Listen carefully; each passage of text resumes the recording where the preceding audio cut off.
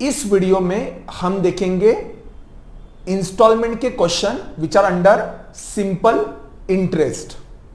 Okay, इसमें देखो पहला जो क्वेश्चन है वो रहा ये, Raju borrow ₹1450 from a bank at 8% per annum under simple interest for 5 years.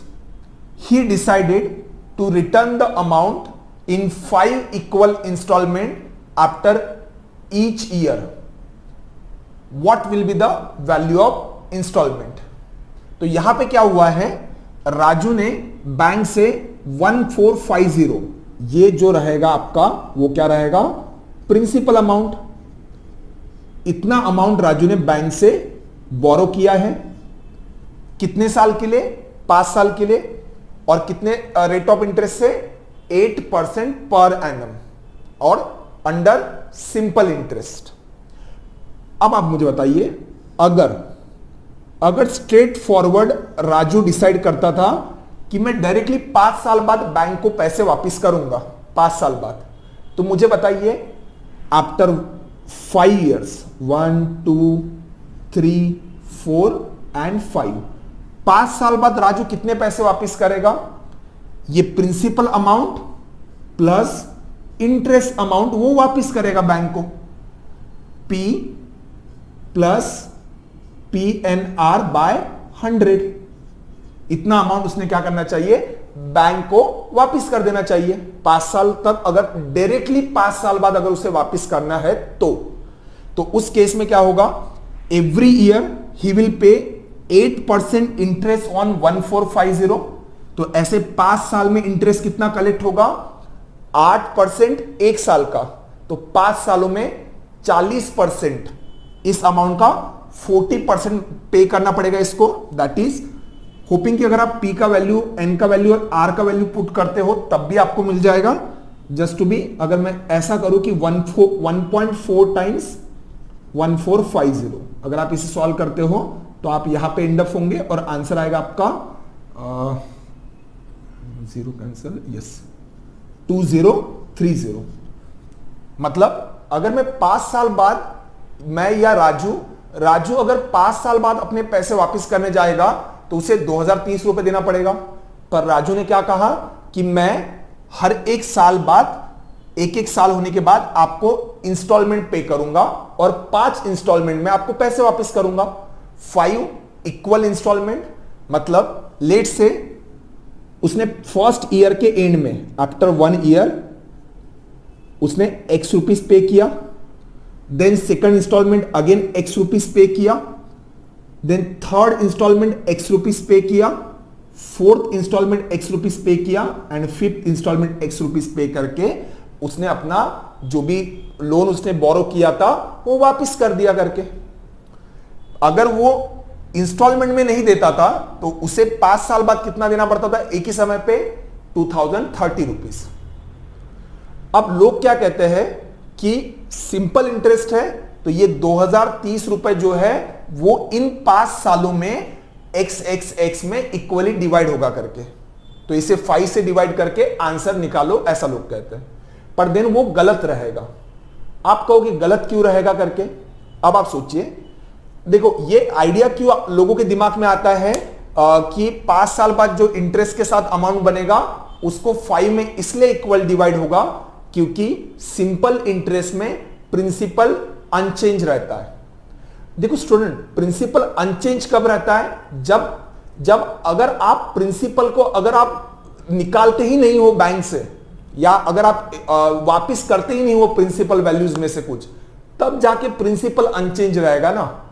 अब आप सोचिए, एवरी ईयर अगर वो X रुपीस अमाउंट पे कर रहा है तो ये जो पहला X इंस्टॉलमेंट रहेगा, क्या वो सिर्फ इस अमाउंट पे इंटरेस्ट होगा क्या, वो उस हिसाब से तो फिर वो कभी प्रिंसिपल वापस कर ही नहीं पाएगा। तो इस X अमाउंट पे प्रिंसिपल में से कुछ पार्ट वो पे करेगा, कुछ पार्ट, एंड बचा हुआ कुछ इंटरेस्ट पे करेगा। ऐसा हर एक इंस्टॉलमेंट में रहेगा। सो अब आप सोचिए 1450 में से लेट से यहां पे अगर उसने यहां पे ₹200 पे कर दिए, तो क्या इस साल के बाद आपका प्रिंसिपल 1450 रहेगा क्या? नहीं ना। प्रिंसिपल में से अगर कुछ वैल्यू उसने वापस कर दिया देन तो प्रिंसिपल चेंज होना चाहिए।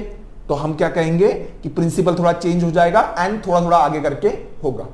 तो क्या ये वैल्यू हम रैंडमली निकालना पॉसिबल है हमारे लिए? नहीं। देखो सिंपली आपको बुक्स में फॉर्मूले मिल जाएंगे, बट मेरा एम ये है कि आपको फॉर्मूला कैसे आया और क्वेश्चन को आसानी से समझ के कैसे सॉल्व करना, ये मेरा थोड़ा ज्यादा एम रहेगा। फॉर्मूला अगर हुआ तो मैं एंड में बता ही दूंगा, अगर जरूरत रही आप लोगों को तो इस हिसाब से। तो अब क्या होता है, इसे हम क्या करते हैं, एक रिवर्स प्रोसीजर से हम आइडिया को समझते हैं और क्वेश्चन को आसानी से सॉल्व करते हैं। होपिंग कि दिख रहा है, यस। सो अब क्या है, देखो इसने 1450 रुपीज लिया और अगर 5 इयर्स के बाद अगर वो पैसे वापस करने जाता था डायरेक्टली तो उससे 2030 रुपए देने पड़ते थे। तो हम क्या कर रहे हैं, देखो हम इसको एक अलग लेंस से या अलग आइडिया से हम देखने की कोशिश कर रहे हैं, जिसमें क्या है, मैं ये सोचता हूं कि देखो बैंक मेरे ऊपर 8% रेट ऑफ इंटरेस्ट लगा रहा है।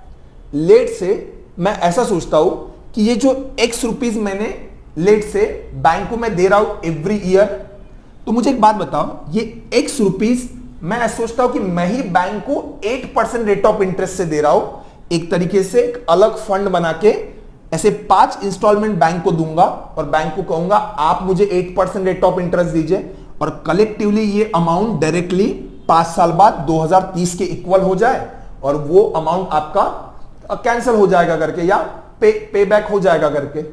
सो आइडिया क्या होता है, ये X रुपीज में आप बैंक के पास रख रहा हूं, तो आप सोचिए ना रिवर्स प्रोसीजर के हिसाब से हम ये सोच रहे हैं कि ये X रुपीज का 5 साल बाद फ्यूचर वैल्यू क्या रहता था, इसे हम क्या कहते हैं, फ्यूचर वैल्यू। ये जो X अमाउंट मैं बैंक को दे रहा हूं ना, तो आप सोचिए ना ये X अमाउंट अगर 8% रेट ऑफ इंटरेस्ट से यहां पे उसका वैल्यू कितना होता था, ये X रुपीज यहां पे इसका वैल्यू कितना रहता था। इस तरीके से 5 इंस्टॉलमेंट का हम वैल्यू निकालते हैं और वो सब ऐड करके सम अप होगा इसके इक्वल। क्योंकि देखा जाए तो 5 साल के लिए अगर ये मैंने पैसे सिंपल इंटरेस्ट में लिए होते तो इसके इक्वल ही होते थे ना। तो इस तरीके से आइडिया लगाना है। तो आइडिया क्या है, देखो ये जो X रुपीज है, मुझे बताओ अगर मैं 1 साल के बाद दूंगा तो आप सोचिए 5 इयर्स इन टोटल, 5 साल के लिए मैं पैसे ले चुका हूं करके और पहला इंस्टॉलमेंट मैं at the end of first year पे करूंगा। तो ये देखो X रुपीज मैंने बैंक को दिए, तो उसका फ्यूचर वैल्यू क्या होगा, अगर मैं 4 साल बाद देने की जगह मैं अभी दे रहा हूं ना, तो उसका फ्यूचर वैल्यू क्या होगा। तो हम क्या करते हैं, इसका फ्यूचर वैल्यू निकालेंगे, फ्यूचर वैल्यू FV। अब इसका फ्यूचर वैल्यू क्या होगा, अब ये वैल्यू बैंक के पास कितने साल पहले आ चुका है, 1 2 3 4 साल तक बैंक के पास पड़ा हुआ है। तो देखा जाए तो 8% रेट ऑफ इंटरेस्ट बैंक मेरे ऊपर लगा है, या अगर मैं 1 साल पहले बैंक को पैसे दे दूं तो 8% बैंक वो अमाउंट किसी और को देके निकाल दे। सो आइडिया क्या है, X रुपीज जो है, ये X रुपीज इस पे क्या होगा, बैंक मुझे 4 साल के लिए, देखा जाए 4 साल के लिए X रुपीज पे 4 साल के लिए 8% रेट ऑफ इंटरेस्ट देगी। देखो 8% पर एनम है, 4 साल के लिए ये बैंक के पास पैसे मेरे रहेंगे, तो वो मुझे 8% के हिसाब से 4 साल के लिए दे। उसके बाद सोचिए ये जो सेकंड वाला इंस्टॉलमेंट है, सेकंड वाला, इसका फ्यूचर वैल्यू क्या होगा, X रुपीज, ये अगले 3 साल के लिए बैंक के पास है। तो 3 साल के लिए मैं क्या कहूंगा बैंक को कि हर साल मुझे इसका 8% दीजिए करके। ओके, ये जो अमाउंट है वो अगले 2 साल के लिए बैंक के पास है। ओके, ये वाला अमाउंट, तो मैं बोलूंगा ये जो X वैल्यू है थर्ड इंस्टॉलमेंट, वैसे आप बोल सकते हो FV1, FV2, FV3 अगर आपको कहना है तो यहां पे हम क्या कहेंगे, ये अमाउंट 2 साल के लिए बैंक के पास रहेगा। तो बैंक से मैं कहूंगा कि मुझे 8% रेट ऑफ इंटरेस्ट से पैसे मैंने आपके पास दिए, तो उस पर 8% मुझे दे दीजिए करके, क्योंकि मैं आपको फाइनल ईयर के एंड में थोड़ा ना दे रहा हूं, मैं आपको बीच में ही दे रहा हूं ना। आप बोलोगे फिर बैंक क्यों देगी, देने नहीं वाली। एक अजम्पशन कीजिए कि वो अमाउंट अगर आपने बैंक के पास दिया तो बैंक किसी और को देके उस वहां से इंटरेस्ट अर्न करेगी ना, ऐसा मैं कह रहा हूं। ओके, सो होपिंग की आइडिया क्लियर है। अब देखो फ्यूचर वैल्यू जो फोर्थ इंस्टॉलमेंट है वो 1 साल के लिए बैंक के पास है, तो इस एक्स पे 1 साल के लिए बैंक मुझे 8% पर एनम के हिसाब से अमाउंट देगी, जो भी इंटरेस्ट रहेगा। और फिफ्थ इंस्टॉलमेंट क्या रहेगा, एक्स रुपीस पर। वो तो मैंने जब मुझे मेरा अमाउंट पूरा खत्म होने वाला था या मेरा लोन पूरा वापिस होने वाला था वो समय पे दिया है, तो क्या उस पे मुझे इंटरेस्ट मिलने वाला है? नहीं, वहां पे तो मेरा अमाउंट खत्म हो गया। तो हम कहते हैं कि इस पे मुझे कुछ भी नहीं मिलेगा करके आपको बता रहा हूं, क्योंकि 0 साल के लिए है तो क्या इंटरेस्ट मिलेगा। सो इन टोटल आप देखो वही एक्स रुपीस 4 साल के लिए 8% के हिसाब से आप दोगे, तो एक तरीके से सिंपली क्या होगा, फिर 3 साल के लिए वही एक्स रुपीस 8% के हिसाब से। तो हम क्या करते हैं, इनको अगर आप ईयर्स को ऐड करो तो ये कितना आएगा, 10 ईयर्स के लिए। सिंपली आप ऐसे सोचिए ना, देखो हर बार अमाउंट तो इक्वल है, तो मैं बोलूंगा डायरेक्ट आप ऐसा सोचिए कि एक्स रुपीस मैंने किसी बैंक को 10 साल के लिए 8% से दिए हैं। देखो पहला एक्स रुपीस 4 साल के लिए 8% से दिया, सेकंड टाइम एक्स रुपीस 3 साल के लिए 8% से दिया। तो इन टोटल आप सोचिए कि एक एक्स अमाउंट मैंने 10 साल के लिए अगर बैंक को दिया तो बैंक मुझे कितना इंटरेस्ट देगी, बैंक मुझे इंटरेस्ट देगी PNR by 100 where P is equals to X, N is equals to 10 year and rate of interest कितना है 8/100। इतना मुझे बैंक इंटरेस्ट देगी। और बैंक मतलब वो जो अमाउंट बैंक के पास अर्ली टाइम पे पहुंच रहा है उस पे इतना इंटरेस्ट बनेगा। और ये 5 इंस्टॉलमेंट में भी मैं बैंक को पैसे वापस कर रहा हूं, 5 इंस्टॉलमेंट पे x करके 5x। तो ये टोटल मिलके जो अमाउंट बनेगा ना, ये बनेगा इसके इक्वल। अब देखो लॉजिक पे समझिए ना कि अगर मैं बैंक को डायरेक्ट 5 साल बाद पैसे देता था तो 2030 रुपीज वापिस करना पड़ता था, बट देन मैं थोड़ा पहले पैसे दे रहा हूं बैंक को, तो आप सोचिए ना वही पैसा बैंक किसी और को 8% से देंगी एक टाइप पे कलेक्टिवली। तो बैंक अगर मुझ पे अगर वो उतना ही अगर पैसे अगर मैं 5 सालों में इक्वल देना चाहूं तो उससे अच्छा तो मैं एक ही समय पे लास्ट में दूंगा। तो इंस्टॉलमेंट में अगर मैं दे रहा हूं तो थोड़ा तो कम होगा ना, तो फिर आइडिया क्या रहेगा, ये जो रहेगा इसके इक्वल रहेगा। तो आइडिया क्या होता है, सिंपली मैं कलेक्टिव फॉर्मूला बोलता हूं, पर दिन इसके बाद आपको सॉल्व ही करना है। आपको बता रहा हूं 5x है, यहां पे 0 0 विल गेट कैंसल, ये आएगा 4/5। ओके, 2 से अगर डिवाइड किया that is 0.8x। So 5.8x is equal to 2030। तो x का वैल्यू क्या आएगा, 5.8 से डिवाइड कीजिए, वैल्यू आपको मिल जाएगा 350। तो मुझे क्या करना पड़ेगा, होपिंग की डिविडेशन क्लियर है, यस चेक कर लेना अगर आंसर में कोई गड़बड़ हो। तो every year he will pay 350 rupees as the instalment. अब देखो क्या होता है, बुक में अगर आपको डायरेक्ट फॉर्मूला चाहिए ना तो वो भी अवेलेबल है। अगर मैं थोड़ा सा क्लियर करूं तो यहां पे आई थिंक जगह बची है, यस। फॉर्मूला क्या है, देखो ये 2030 क्या है, ये आपका आफ्टर 5 ईयर लोन का ड्यू अमाउंट कितना बनेगा। डायरेक्ट अगर मैं सोचता हूं 1450 पे अगर आपको प्रिंसिपल गिवन है तो 5 साल के बाद इतना अमाउंट बनेगा, वो amount A will be equals to. अब आप सोचिए ये क्या है, 5x क्या है, x is the installment. Okay, और फॉर्मूले में आप x एज ए इंस्टॉलमेंट पकड़ के चलिए। ओके, सो मैं x को क्या कहता हूं कि x मेरा इंस्टॉलमेंट है, कितने साल के लिए मैंने बैंक से लिया है, 5 साल में मैं वापस करूंगा। Every year I will pay x rupees, so for 5 years I will pay 5x, for n years I will pay nx पे करूंगा प्लस। अब आप सोचिए, अब जो ये यहां पे क्या आया था x, यहां पे ये x तो रहेगा ही रहेगा। उसके बाद ये जो 8 आया है, 8 क्या है, मैं हर साल के बाद दे रहा हूं बैंक को पैसे वापिस। ओके, सो 8% क्या है मेरा रेट ऑफ इंटरेस्ट, तो उसको हम R लिख लेते हैं, ओके, एक्स रुपीस पे R% से अपॉन 100, ये तो रहेगा। बस अब ये सोचिए कि ये 10 कहां से आया, ये 10 कहां से आया। अब यहां पे ये बस 10 को थोड़ा सोचना लोगों को थोड़ा टफ जाता है। अब आप सोचिए ना, 4 + 3 + 2 + 1 + 0 दैट इज 10 हुआ करके। सो ये देखा जाए तो 0 से लेके, अगर आप सोचो अगर मैं बनाना चाहूं फॉर्मूला, ओके, सो यहां पे इस 10 को हम कैसे बनाएंगे करके अगर देखा जाए तो सम ऑफ n नेचुरल नंबर्स का ही आइडिया यहां पे अप्लाई होगा।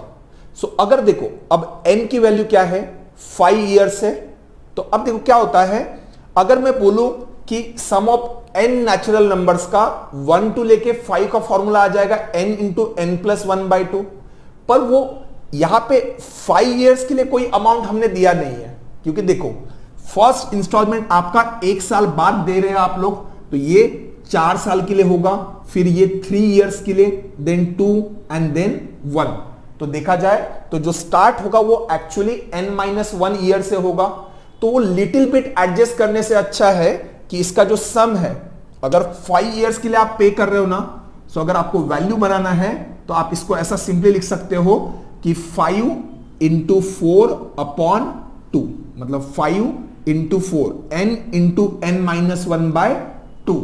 तो अगर आप इसका सम देखोगे तो बराबर आपको 10 मिल जाएगा। तो यहां पे थोड़ा सा हम कैसा लिखते हैं कि यहां पे n × n-1, देखो मुझे n के वैल्यू के साथ एडजस्ट करना है ना, इसलिए अगर आपको फॉर्मूला यूज करना है तो, और यहां पे आ जाएगा 2।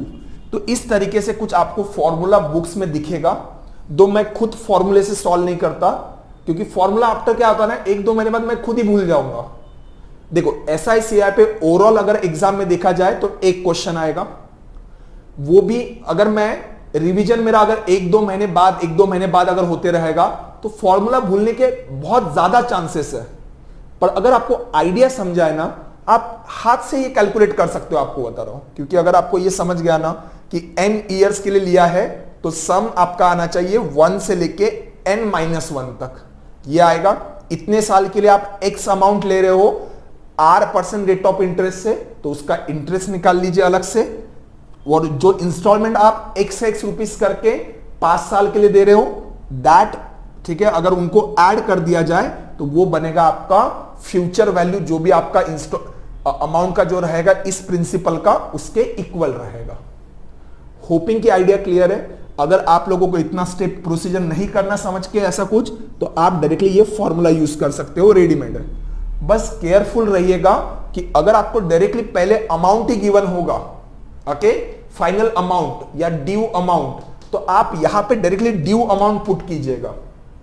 लैंग्वेज को थोड़ा समझिएगा, कभी कभार ड्यू अमाउंट लिखा रहता है और हम उसे प्रिंसिपल कंसिडर कर लेते हैं करके, तो ऐसा ना हो जाए करके। इस सवाल पे प्रिंसिपल मैंने खुद ये दिया है, अगर डायरेक्टली अमाउंट दिया होता 5 साल का बाद का, तो फिर तो मैं ये ए निकालते अलग से नहीं बैठता था, उसको डायरेक्टली वही पुट कर लेता था। And n is equals to आपका 5 ईयर्स है, x ये कैलकुलेट करना है, x मुझे कैलकुलेट करना है, r गिवन है, n गिवन है, n-1 पुट कीजिए, गेट द आंसर।